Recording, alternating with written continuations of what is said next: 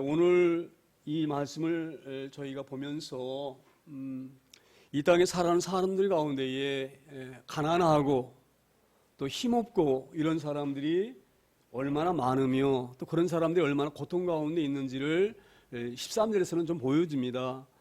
이 13절 말씀 들어가기 전에 저 같은 경우에도 제가 이렇게 인생을 살아오면서 제가 가난하고 어렵기 때문에 정말 억울한 일 당할 때가 한두 번이 아닙니다. 그런 일 당할 때 제가 비관한 애로 제 아이가 어디서 좀 저렇게 폭행을 당하고 왔는데 그 문제를 해결하려고 파출소에 갔었어요. 그런데 파출소에서 그냥 합의를 보라는 거, 합의를 보라고 그 사람하고 왜 이렇게 고난하나 그렇게 봤더니 그 폭행한 사람은 그쪽이 누구냐면 예전에 지금은 그런 게 있는지 모르겠는데 예전에는 그 뭡니까 지역의 그걸 뭐라 그러죠 파출소의 그 자문위원 뭐 이런 게 있어요. 뭐 방범자원위원이라든지 그런 위원이신데 그분이 유지셔요 그 동네에. 그래서 이제 그 파출소하고 긴밀히 잘 아시는 분이기 때문에 이제 그분을 보호하려고 이제 합의를 봐라 이렇게 했는데 제가 그러면서 많이 합의해보지 않으면 당신이 왜 이래 당한다는 거예요 나보고 당한다.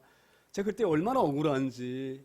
그러니까 힘이 없고 연약한 사람들은요 지금이야 그런 시대가 아니에요. 지금은 그렇게 할 수가 없어요. 왜냐하면 요즘은 유튜브가 많아가지고 막 이 SMS라든지 이렇게 올리고 막 이러잖아요. 그렇기 때문에 함부로 할 수가 없는데 20년 전만 해도요 이렇게 권력이 있고 힘든 사람들하고 힘없는 사람들하고 그 사는 삶이 많이 다릅니다.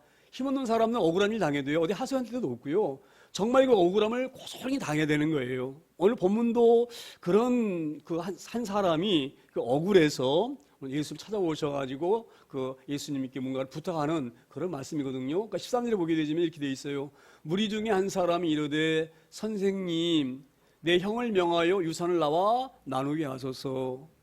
이 대목 잘 모셔요. 이 형제가 있는데 부모님이 이제 돌아가셔서 그 유산을 나눠야 되는데 그 형이 아마 이 동생에게 유산을 안 준 것 같아요.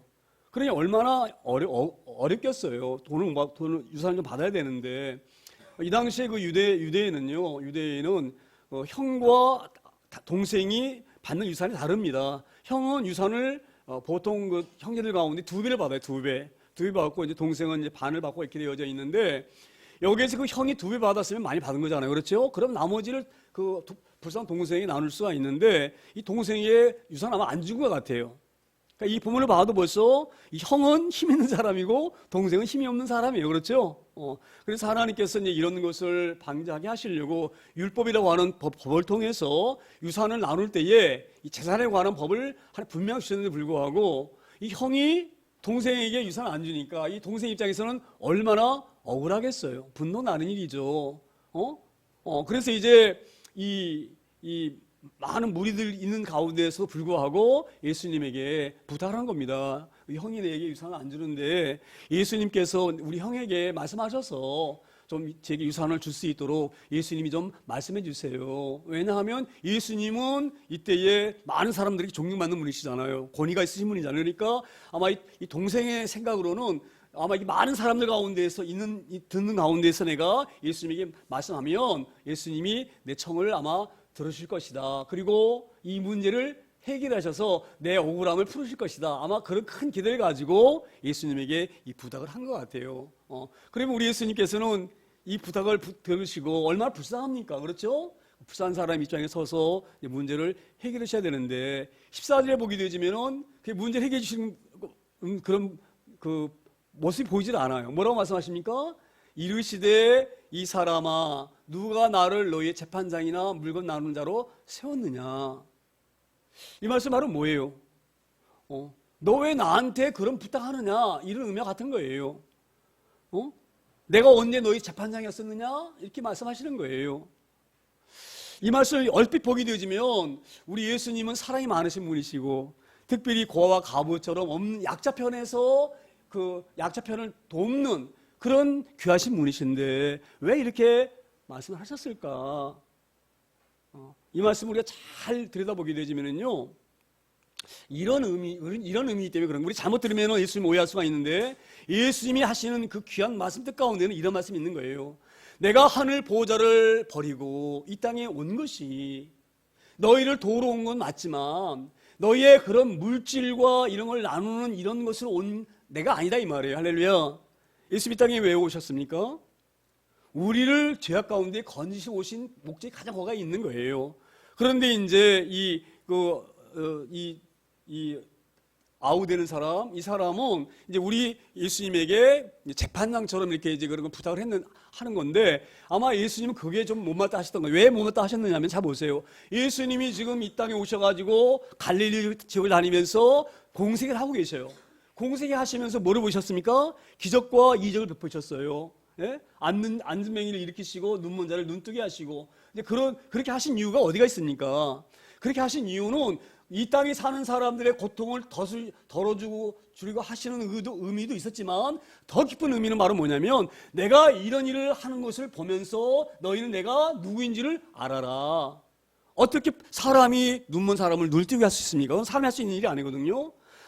날 때부터 앉은맹이인데 이 앉은맹이를 어떻게 이렇게 세울 수가 있겠습니까? 이건 사람이 할 수 있는 일이 아니에요. 바로 이런 일을 보이신 것은 내가 사람이 아니고 하나님이 말씀하신 구약성경을 통해서 쭉 약속하시고 언약하신 그 메시아다.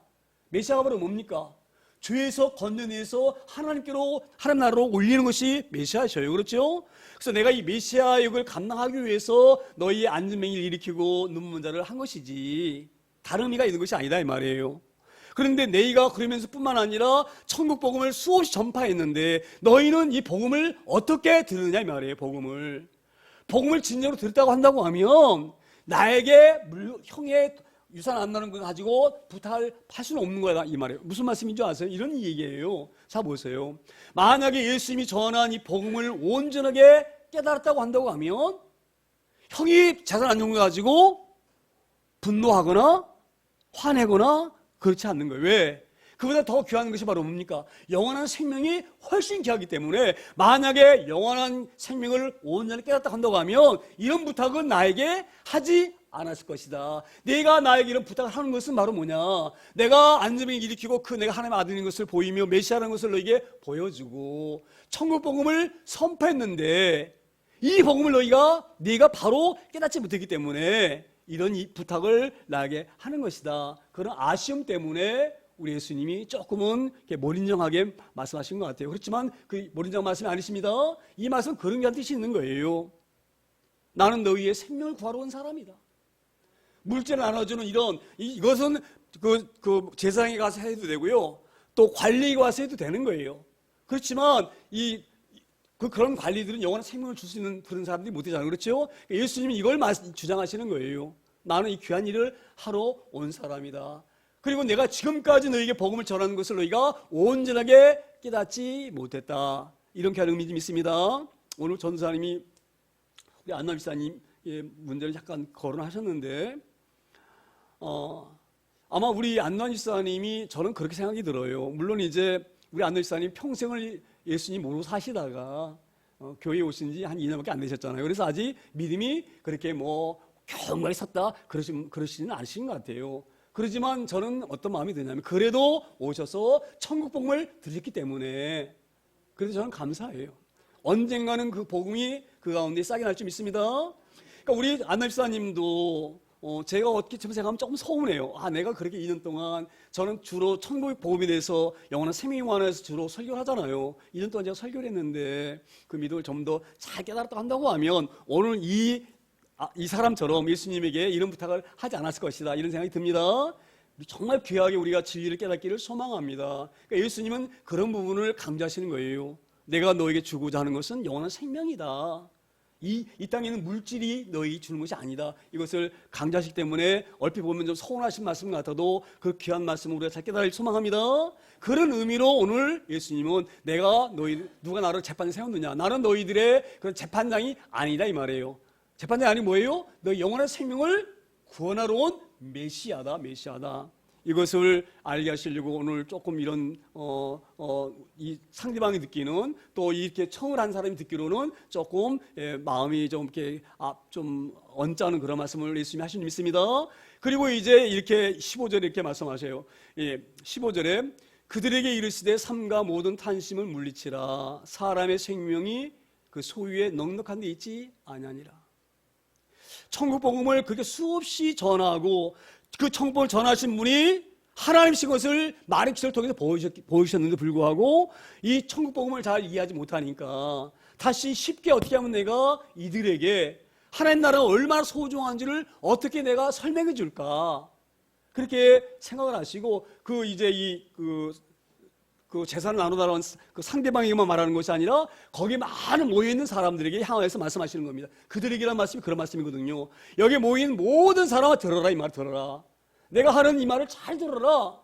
너희가 이 땅에 사는 재물 때문에 전전긍긍하고 그것 때문에 마음 아파하고 그것 때문에 분하고 이런 마음이 있는데 정말 귀한 것이 뭔지를 잘 알아라. 자 봐라, 너희가 왜 천국 복음을 온전히 듣지 못했느냐. 그것은 너희 가운데 탐심이 있기 때문에 내가 그토록 천국 복음을 선포하고 하나님 나라에 관해서 설명을 하고 내가 하나님의 아들 메시아인 것을 너희에게 보여주고 그랬음에도 불구하고 여전히 너희들은 나를 온전한 메시아로 알지 못하고 있는 이유가 어디 있느냐. 무엇이 그런 게 장애물을 낳는 줄 아느냐, 이거예요. 나를 너희가 메시아로 온전히 알지 못한 것은 너희가 얻는 탄심이 장애물이 되어져서 천국 복음을 전한 메시아를 온전하게 알아보지 못했다. 그러니 너희가 나를 메시아로 온전히 알려고 하면 뭐가 제거돼야 됩니까? 그 장애물이, 탄심은 장애물이 제거돼야지만이 너희가 바로 나를 메시아로 알고 영원한 생명을 얻기 위해 거기에 몰두할 수가 있다. 이 말씀인지 믿습니다. 자, 그래서 이렇게 말씀하시는 거예요. 너 나에게 지금 형의 그 유산을 좀 이렇게 얘기를 해서 형을 그 돈을 이렇게 유산을 받게끔 해달라고 하는데 그 돈이 너희의 생명을 살리는 것이 아니다, 이 말이에요. 할렐루야. 만약에 재물이 우리의 생명을, 영원한 생명을 준다고 한다고 하면 그 재물이 얼마나 귀합니까? 그렇죠? 근데 그 재물이, 우리가 그토록 귀하게 여기는 그 재물이 우리의 영원한 생명을 유지하는 데에 결정적인 조건이 될 수가 없어요. 그걸 지금 말씀하시는 거예요. 이 말씀은 어떤 의미가 있느냐. 뒤집어보면 이런 말씀이 있어요. 너희가 영원한 생명을 얻는 데에 그 재물이 귀한 것이 아니다, 이 말이에요. 그리고 이 영원한 생명교회에서 귀한 것이 있는데 그것이 뭔 줄 아느냐, 이 말씀을 하려고 하시는 거예요. 할렐루야. 오늘 이 말씀 우리가 잘 깨달을 소망합니다. 그래서 우리가 이 재물이 우리에게 너무너무 중요해요. 얼마나 우리가 재물이 중요합니까? 우리가 가난하게 살아와서 알잖아요. 그렇죠? 재물이 얼마나 우리 귀합니까? 근데 그 재물이 우리의 사는 데에 귀하긴 하지만 그것이 귀하다고 해서 생명을 얻는 데까지 귀하게 쓰이는 재물이 아니다, 이 말이에요. 할렐루야. 그러니 그 재물보다 더 귀한 것을 깨닫고 그것을 붙잡아라, 이렇게 우리에게 말씀하시는 줄 믿습니다. 그래서 이제 이 하나님의 복음을 계속 선포해도 잘 알아듣지 못하니까 우리 예수님께서 한 비유를 들어서 이 천국이 어떤 것인지, 뭐가 귀중한 것인지, 하나님이란 분이 어떤 분이신지 이것을 잘 깨달아 알 수 있도록 한 비유를 16절에 말씀을 하십니다. 16절에 뭐라 말씀하십니까? 또 비유로 그들에게 말하여 이르시되 한 부자가 그 밭에 소출이 풍성하네. 지금 이제 이 하나님 복음을 이 사람들이 잘 깨닫지 못했기 때문에 그 재산에 연연해서 나에게 재산을 나눠달라고 부탁을 하는구나. 그래서 우리 예수님이 정말 중요한 것이 뭔지, 부자라는 것이 중요하지만 더 부자라고 하는 그런 것보다 중요한 것이 뭔지를 알게 하시려고 부자에 대해서 비유로 말씀하십니다. 근데 우리 부자가 어떻다고 말씀하십니까? 그 밭에 소출이 풍성하네. 부자는요, 가만히 있어도 부자예요. 가만히 있어도. 제가 어제인가 뉴스를 어떤 프로그램을 하나 봤는데 부자가 되는 데서 강의를 하는 거예요. 부자가 되는 강의.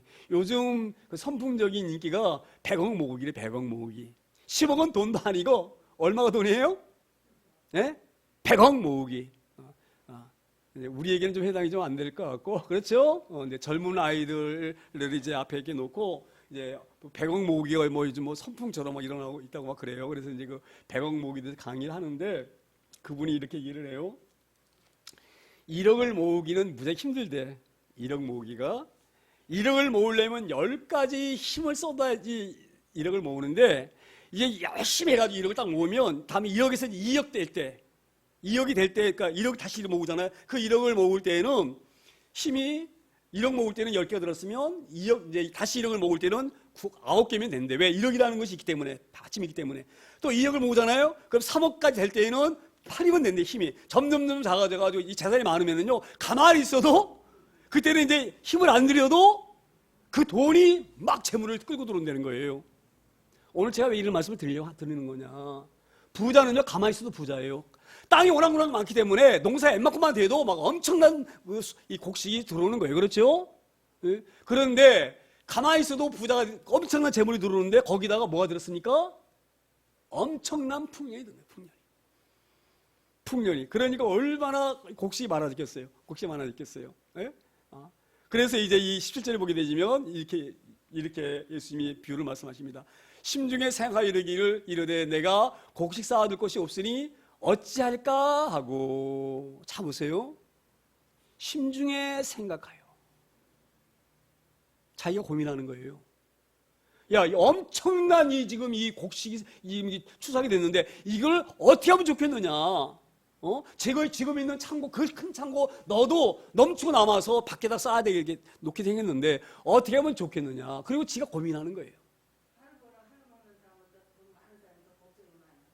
맞아요.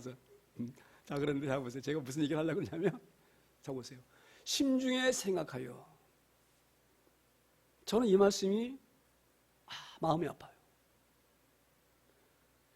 내가 이 많은 곡식 어디다 쌓아둘까 고민하는 것보다, 자 보세요.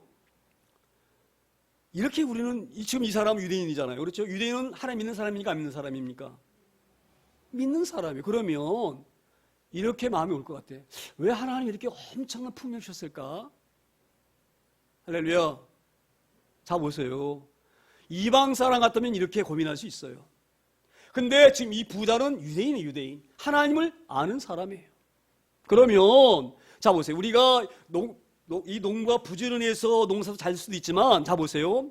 하나님께서 제때에 불피 안 내려주시고, 예? 제때에 햇빛 안 주셨으면 이런 풍년이 들 수가 없는 거예요. 자, 그러면 엄청난 풍년이 들었다 이 말이에요. 그럼 하나님께서 이렇게 나에게 엄청난 풍년이 들게 하셨는데 왜 이런 많은 걸 제게 주셨을까? 그렇게 하나님이 하겠다고 한다고 하면 이런 고민을 안 했을 것 같아. 그렇죠? 이 주식이 다 누가 주셨어요? 하나님이 주셨다면 하나님이. 그러면 이런 고민이 안 되고 하나님이 주신 이유가 있을 것이다. 이렇게 나에게 많은 걸 맡기신 것은 내 주변을 보고 가난 사람들에게 아마 이거 주라고 주신 것 같다. 아마 그렇게 마음이 올 수가 있어요. 근데 하나님을 향하기 전에 바라보지 아니하고 뭘 합니까? 자기가 주인이라면 주인. 그러니까 내 것이니까 내가 고민하는 거예요. 할렐루야. 오늘 이 말씀 우리 잘 깨달을 소망합니다. 그래서 심중에 생각하여 이르되 이렇게 할 것이 아니라 하나님이 나에게 이런 놀라운 풍요를 주셨으니 내가 이것을 어떻게 하면 좋을까? 하나님께 아뢰봐야지. 하나님께 물어야지. 이게 옳은 답이에요. 할렐루야. 여기서부터 부자는 실수를 하고 있는 거예요. 자, 그래서 짤 곳이 없으니까 어떻게 할까? 그러다가 아주 자기가 머리 짜내가지고 지혜롭게 한다고 한 결과가 18절에 나옵니다. 어떻게 나오느냐? 또 이르되 내가 이렇게 하리라. 지가 결정하는 거야, 지 생각이 지가 주인이니까. 또 이르되 내가 이렇게 하리라. 내 곡간을 헐고 더 크게 짓고 내 모든 곡식과 물건을 거기 쌓아두리라. 제가 예전에 이걸 설교를 한번 한 적이 있는데요. 그때 제가 이 설교 주면서 그때 이런 생각이 들었어요.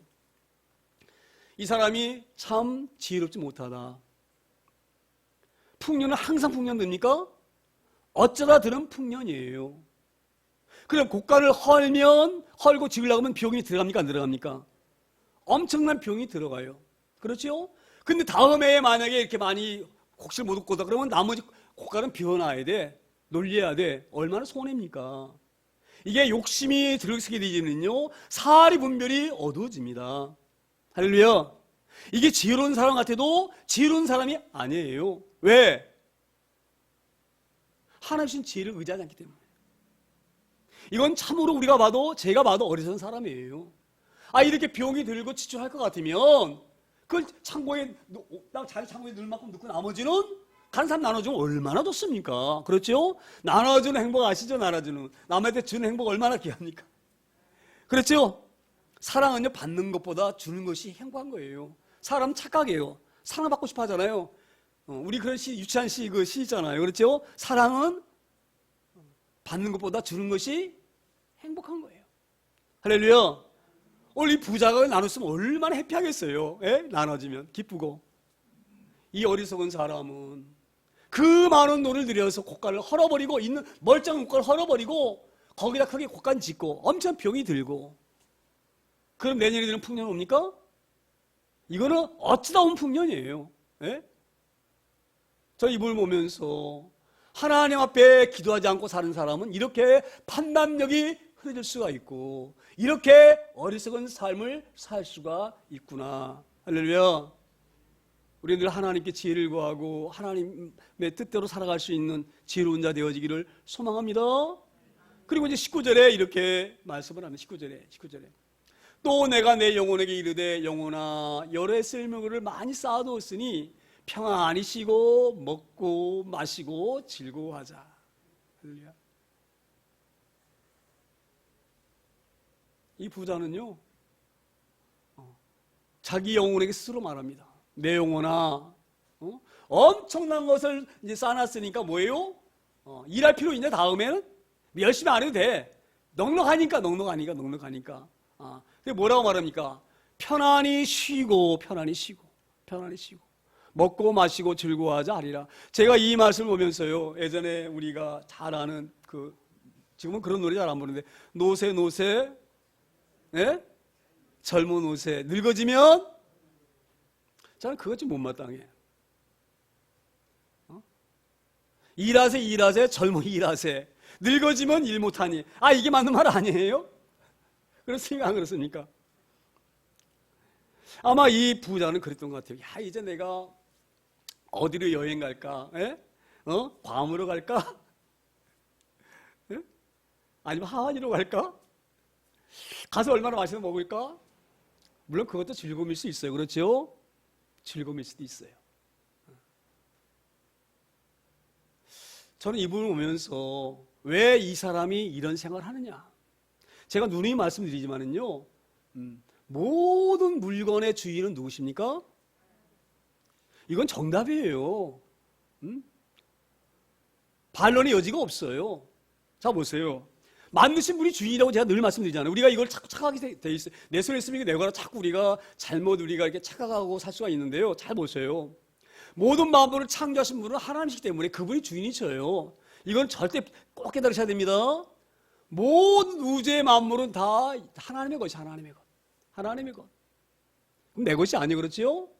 내 것이 아니에요. 그러면 이 물건을 쓸 때에는 하나님이 왜 물건을 잡으세요? 제가 이 새벽에 나와서 이 말씀을 보면서 이걸 어떻게 내가 설명을 좀 잘 할 수 있을까? 우리가 비유를 좀 할 수 있을까 하다가 갑자기 주방을 보면서 그 생각이 났어요.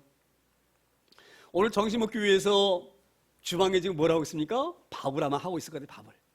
그것도 압력솥 밥에다가 맛있게 하려고. 그렇죠? 압력솥 밥이 근데 압력솥이 밥을 하는데 금이 갔어. 그러니까 김이 막 새. 그럼 밥이 잘 됩니까? 설익습니까? 설익어요. 그러면 설익은 밥은 못 먹어요. 어느 정도만 먹을 수 있어도 너무 설익으면요 먹을 수가 없어. 생사 같아서 못 먹어요. 할렐루야. 자, 그러면 보세요. 그런 그 밥이 우리 갖다 버리죠? 버립니까? 안 버립니까? 그거 다시 있잖아요. 그렇죠? 다시 있는데 그 암는 쓸 수가 없어요. 깨진 거기 때문에 버려야 돼. 자, 이것을 제가 왜 이렇게 설명해 드리냐면 우리가 이렇게 생각할 수 있어요. 내가 압력밥솥에다가 밥을 하는데 밥이 돼. 그러면 압력솥에 이 밥은 내가 품고 있으니까 이게 내 밥이다. 압력솥 밥입니까? 그 밥은 누구 밥이에요? 밥을 지은 사람의 밥이에요. 아무리 그 밥이 압력솥 안에 있다고 할지라도 압력솥 그것이 아니에요. 압력솥은 이 밥이 그런 만든 도구에 불과한 거예요. 할렐루야. 무슨 말씀인지 이해가 되잖아요. 우리가 그렇게 이 말씀을 이해해야 될 수 있습니다. 잘못 착각하게 되면 압력솥이 착각할 수가 있어요. 이게 내 안에 있으니까 이 밥은 내 거다. 그치? 압력솥 밥이 아니에요. 압력솥 밥에 쌀을 얹혀서 그 밥을 짓고 있는 그 사람의 것이지 밥이 그 밥통 안에 있다 그래서 밥통 것이 아니다 이 말이에요. 할렐루야. 우리 이 부분이 잘 깨달을 소망합니다. 근데 이 부자는 다 내 것이니까 내 뜻대로 내가 하고 싶은 대로 쓰겠다 이 말이에요. 그러니까 내가 어디 가면 맛있는 거 먹을까? 어디 가면 여행하고 좋을까? 여기를 계획하고 고민하고 실행하면서 그렇게 하면 내가 기쁠 것이다, 즐거울 것이다 이렇게 지금 생각하고 있는 거예요. 자, 그런데 이렇게 착각하는 이 사람의 것을 깨뜨리려고 2절에 이렇게 말씀하십니다. 2절에 하나님은 이르시되 이 어리석은 자여 오늘 밤에 내 영혼을 도로 찾으리니 그러면 내 준비한 것이 누구의 것이? 되겠느냐 하셨으니. 자 보세요. 우리가 19절에 이 보게 되지만 내 것을 가지고 내가 이렇게 해서 내가 이렇게 하겠다고 자꾸 내 거라고 소유를 주장하는데, 또 내 영혼아, 자기 영혼도 자기 것인 것처럼 내 영혼아, 내 어떻게 하면 내가 잘 살 것이냐 그러면서 자기 영혼과 얘기하는 걸 볼 수가 있는데, 자 보세요. 내 영혼아 내게 이렇게 말하자는, 그렇죠? 이 자꾸 내 거라고 말하는 것이 네 게 아니다 이 말이에요. 네 게 아니다. 그래서 20절에 뭐라고 말씀하세요? 오늘 밤에 내 영혼을 도로 찾겠다. 왜? 누가 주셨습니까? 영혼을. 생명을 누가 주셨어요? 하나님이시요, 하나님이. 근데 그걸 내가 너 오늘 부르겠다 이 말이에요. 네 영혼을 내가 부르겠다. 도로 찾겠다 이 말이에요. 도로 찾겠다. 그러면 네 준비한 것이 누구의 것이 되겠느냐? 이 말씀 말은 뭐예요? 네 손아귀 위에 있다고 그래서 그것이 네 것이 아니다 이 말 아니다. 지난주 설교도 제가 이런 설교를 했는데, 우리가 이 부분을 잘 알고 가기를 소망합니다. 얼마나 무서운 말씀입니까? 내가 압력밥솥을 사용하는 것은 맛있는 밥을 먹기 위해서 압력밥솥을 내가 만든 거예요. 할렐루야. 근데 그 압력밥솥이 깨져가지고 김이 새. 그래가지고 밥이 잘 안 돼. 설리고. 그럼 버리는 거예요. 할렐루야. 이 말씀이 우리에겐 좀 기분이 나쁠 수 있어. 자꾸 목사님은 좀 기분 나네. 내 거라 그러면 얼마나 기분이죠. 그렇죠? 내 거라 그러면 자꾸. 근데 성경은 그렇게 말씀하지 않으셔요. 다 봐도 성경은 그렇게 말씀하지 않으셔요. 모든 만물은 여호와의 것이다라고 분명히 말씀하셔요. 할렐루야. 근데 우리가 이것을 잊고 살기 때문에 이 땅에 살면서 고민하고 사는 거예요. 야, 내가 아버지에게 받은 유산을 내가 지금 아버지가 나한테 유산을 갖다가 지금 우리에게 총 지금 30억을 줬는데, 형이 20억 하고 10억은 내 건데, 10억이 내 건데 왜 안 주는 거야? 왜 안 주는 거야? 왜 안 주는 거야? 왜 안 주는 거야? 얼마나 마음이 힘들겠어요. 억울하고, 억울하고. 누구한테 얘기해도 자기 편 안 들어주고, 예수님에게 말씀해도 예수님도 내 편 안 들어주시는 거야 지금. 예수님도, 그 좋으신 예수님도. 우리가 이런 고민하지 않기를 소망합니다. 왜 우리가 이 땅에 살면서 힘듭니까? 왜 내게 이런 병이 오냐고 자꾸 막 불안해하고 힘들어합니까? 모든 것은 하나님 거예요. 우리가 힘들할 게 없어요. 주시면 주셔야지 내 거예요. 주셔야지 내 거예요. 할렐루야. 우리가 그런 마음으로 이 땅에 살기를 소망합니다. 그런 마음으로 하나님께 다 의뢰한 마음으로 살기를 소망합니다. 그래서 아마 이 형의 유산을 안 나준 걸 가지고 불평하는 이 사람도 온전하게 예수님이 선포하시는 그 복음을 온전하게 깨닫다고 한다고 하면, 마음이 이렇게까지 많은 사람들 앞에서 얼마나 창피한 일입니까? 예? 예수님하고만 단둘이 얘기하는 게 아니에요. 지금 예수님에게 부탁을 할 때는 그 모인 수많은 사람이 이 형제지간의 가정사를 들은 거예요. 얼마나 저 형제지간이 못돼 먹은 청년이고, 뭐 이런 말 써서 죄송하지만 개판 집안이면 저렇게 형제간에 재산을 다툴까? 자기들 얼굴 먹칠한 일이에요. 그걸 불구하고 이 동생이 얘기했을 정도면 생각해 보세요. 얼마나 억울하다고 생각했으면 했겠습니까? 할렐루야. 그런데 정말 예수님이 전하는 천국 복음을 들었다고 하면, 예? 마음이 가난한 자는 복이 있나, 이런 복음을 들었다고 한다고 하면 굳이 형 때문에 그 많은 사람 앞에 자기의 가정사, 그 부끄러운 가정사를 꺼낼 필요도 없는 것이고 참을 수가 있는 거예요. 할렐루야. 물질이다가 아니구나. 저 메시아와 저 복음만 붙잡아야 되겠구나. 할렐루야. 그럼 그 많은 사람 앞에 그 부끄러운 얘기를 꺼냈겠습니까? 우리가 오늘 예수님이 하신 이 비유의 말씀을 잘 알아듣기를 소망합니다. 그리고 21절에 이렇게 예수님이 말씀하셔요. 예수님이 자기를 위하여 재물을 쌓아두고 하나님께 대하여 부유하지 못한 자가 이와 같으니라. 제가 이렇게 이 말씀을 다시 한번 이렇게 이해를 해봤어요. 자기를 위하여 재물을 쌓아두고 하나님께 대하여 인색한 자는 이와 같으니라. 부유하지 못한 자는 하나님께 인색한 자예요. 무슨 말씀 이해가 되어지나요?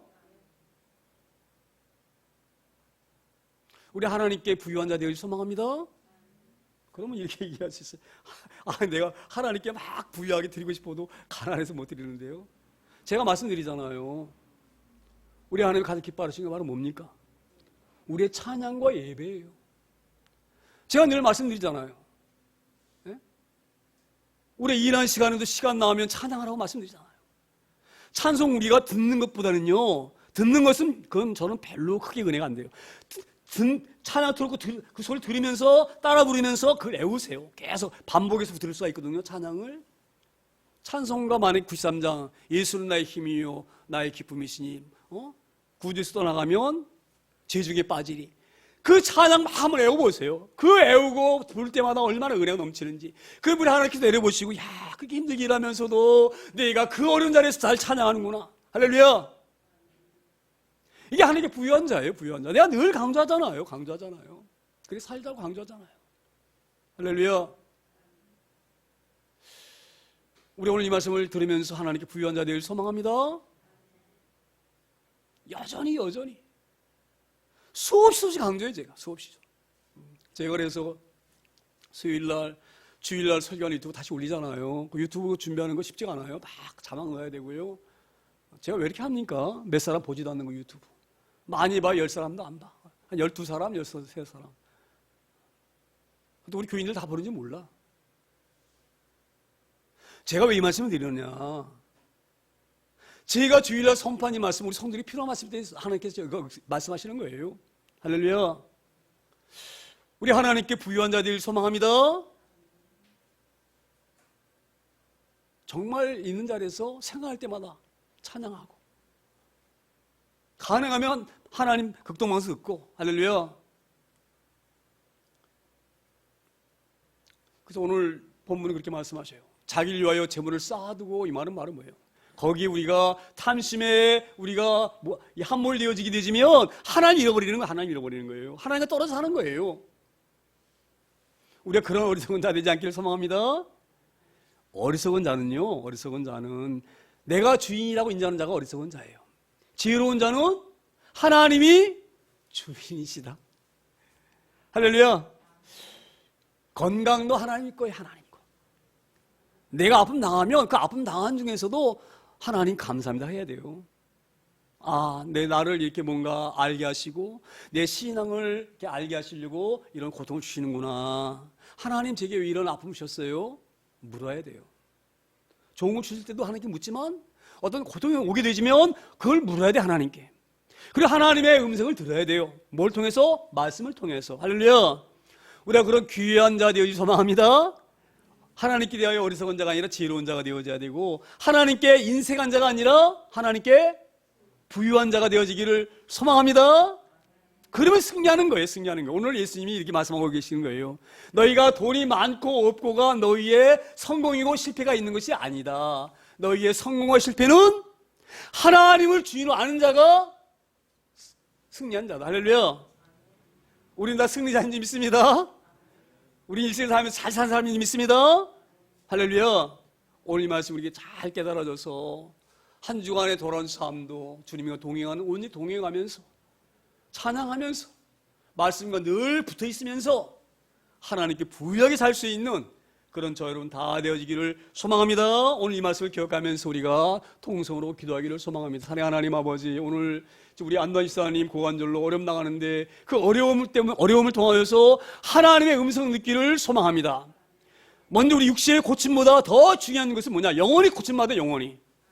할렐루야. 우리 노사영 원사님 지금 경쟁이 어려운 가운데 있는데 그 육체적인 질병의 고침도 중요하지만 그 질병을 통하여서 오히려 하나님께 감사가 나올 수 있는 그런 믿음을 소유할 수 있는 권사님 되게 해달라고 이 한 시간 간절하게 기도하고, 뿐만 아니라 우리의 딸 살면서 어려울 때일수록 하나님 감사를 잃어버리지 아니하고 어떤 경우에 있을지라도 우리 입술을 통해서 감사와 찬양만 나올 수 있는, 하나님께 부여할 수 있는 자 되게 해달라고 오늘 말씀을 붙잡고 간절하게 잠시 기도하겠습니다. 통성 기도합니다. 사랑하는